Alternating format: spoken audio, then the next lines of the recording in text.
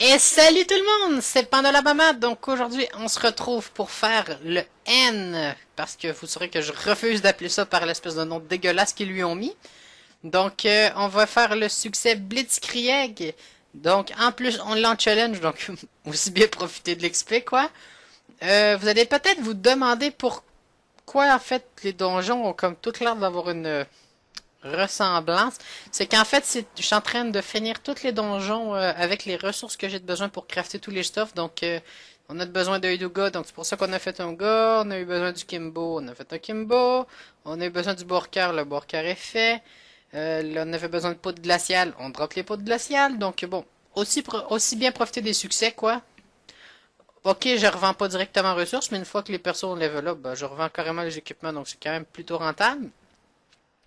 Donc, donjon quand même assez simple, surtout qu'ils l'ont rendu plus facile, le N a moins de vie, il est rendu vraiment plus laid. Ça par contre, c'est pas un avantage, mais en tout cas. Puis surtout, en fait, ce que je trouve con, c'est qu'il est rendu plus dur à voir si le sort c'est bien activé ou pas, parce qu'avant, il y avait de la glace qui poussait sur ses bras avant de changer de couleur. Maintenant, ben, il est juste laid. Il est gros et laid.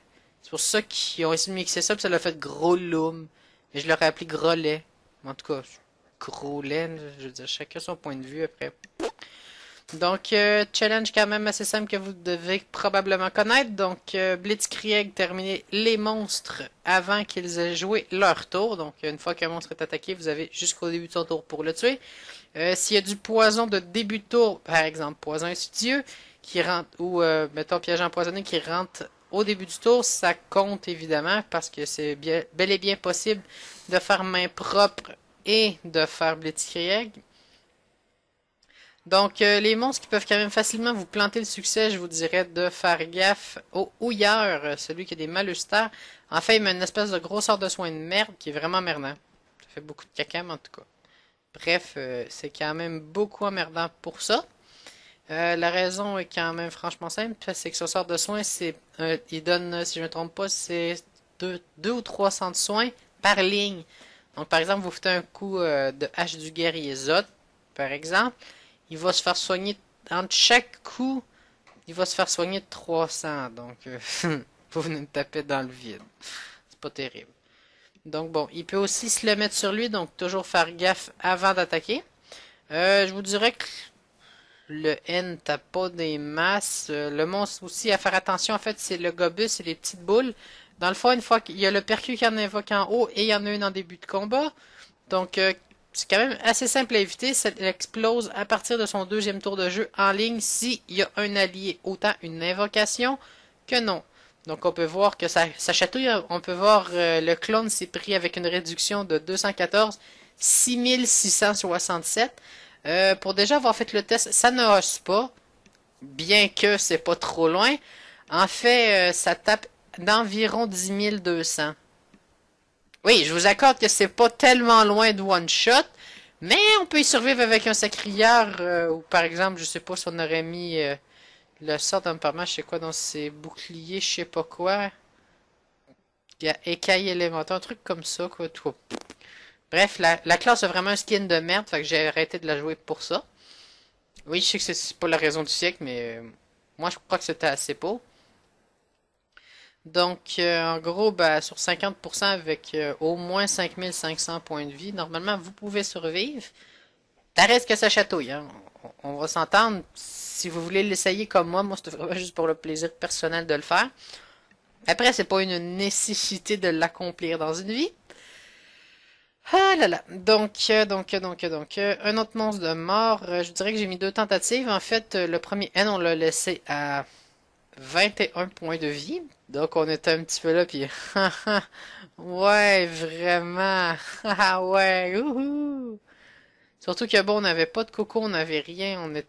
C'est comme tombé sur un mauvais tour. On l'a essayé pareil, puis on s'est dit, bon, au pire, je veux dire, on n'avait même pas la chance. On avait genre de la cupidité, et c'est tout. Donc bon, pas terrible, effectivement. Mais bon, là, vous allez voir, ça passe quand même assez bien. Surtout que bon, si jamais j'y retourne faire le versatile un jour, bah, ça vaut quand même bien. J'ai pas trop planifié encore ce que je voulais vraiment faire avec la mini-team. Parce que bon, je vous accorde que ça sert foutrement à rien d'avoir deux teams. En fait, une des choses que je me disais qui pourrait quand même être drôle, c'est de refaire une troisième team par après, mais bon, ça reviendrait quand même sensiblement au même. Les seuls avantages, c'est qu'une fois qu'on a 3 puis 4 teams, ben, quand il sort un nouveau donjon, on le gère avec une team, on fait juste transférer les stuff, puis toutes les teams le gèrent. Fait que ça fait une putain de blinde de ressources monstrueuses. Après, est-ce que c'est rentable? À savoir.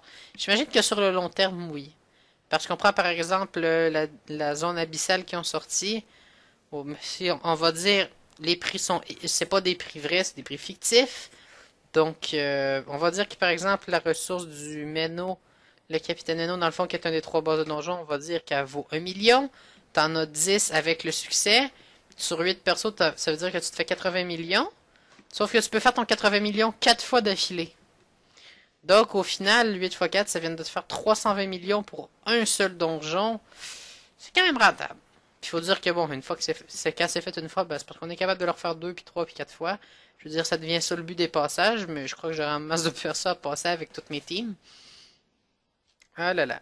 Donc, ouais, c'est pas mal ça qui est ça. Puis je veux dire, j'ai déjà genre 45 persos. Je suis plus à ça de près, quoi.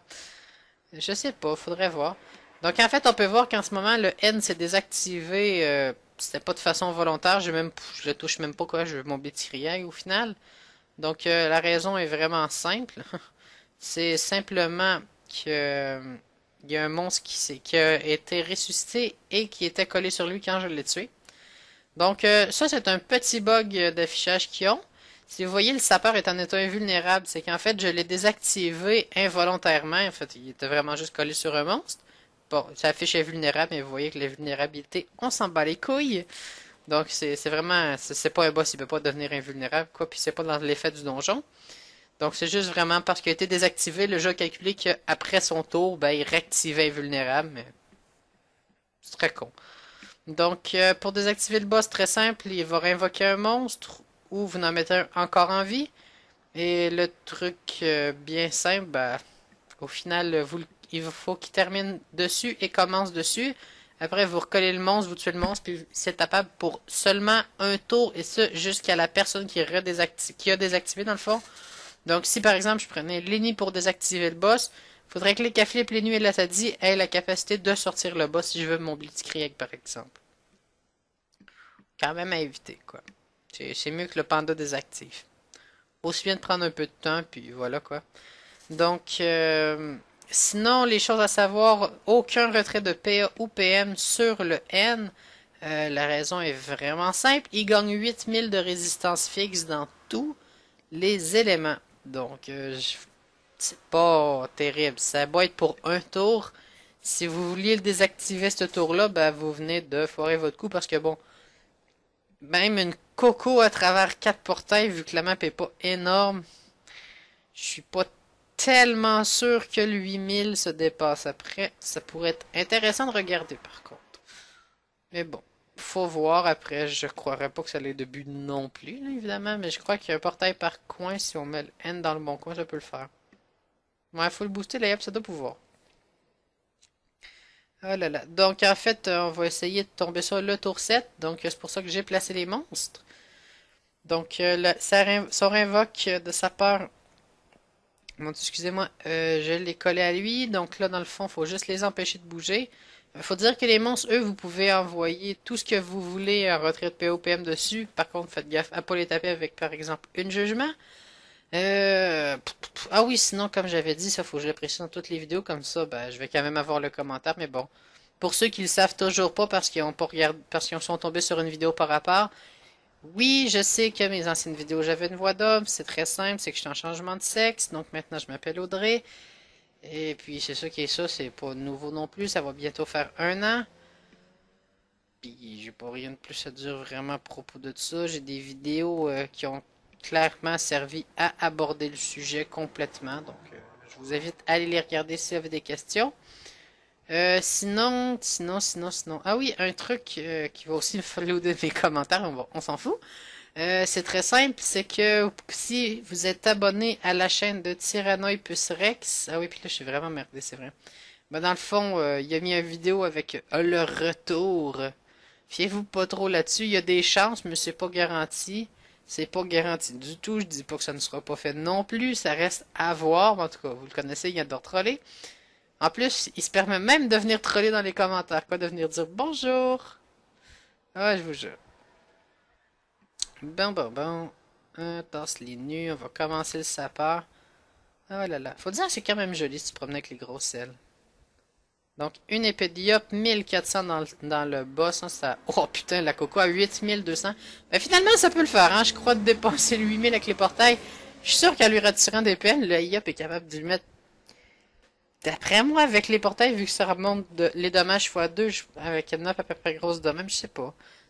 Je crois que ça le ferait, en fait, d'atteindre probablement une coco de 16 000. Ça sera à voir. Enfin bref, j'espère que vous avez apprécié la vidéo. Moi, je vais me faire une grosse ligne de poudre glaciale, hein, parce que j'en ai plein. On va faire de la poudre. Donc en tout cas, bref, je vais vous souhaiter une excellente soirée. On va se dire à la prochaine!